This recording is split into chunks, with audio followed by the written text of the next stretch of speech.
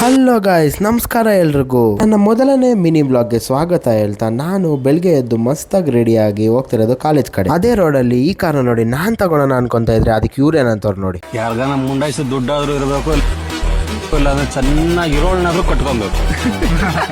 ಅದಕ್ಕೆ ನಾನು ನನ್ನ ಗಾಡಿಗೆ ಪೆಟ್ರೋಲ್ ಹಾಕ್ಸೋಣ ಅಂತ ನಾನು ಬಂದಿದ್ದೆ ಪೆಟ್ರೋಲ್ ಬಂಕ್. ಇಲ್ಲಿಂದ ಪೆಟ್ರೋಲ್ ಹಾಕ್ಸ್ಕೊಂಡು ನಾನು ಡೈರೆಕ್ಟ್ ಬಂದಿದ್ದೆ ಕಾಲೇಜ್ ಕಡೆಗೆ. ಆಮೇಲೆ ನನಗೆ ಗೊತ್ತಾಯ್ತು 8:30 ಇರೋ ಕ್ಲಾಸ್ಗೆ 8:45 ಬಂದಿದ್ದೀನಿ ಅಂತ ಕ್ಲಾಸ್ ಹತ್ರ ಹೋದ್ರೆ ಏನಾಯ್ತು ಅಂತ ನೀವೇ ನೋಡಿ. ಮುಚ್ಬಿಟ್ಟವ್ರೆ. ಅದಕ್ಕೆ ಫಸ್ಟ್ ಕ್ಲಾಸ್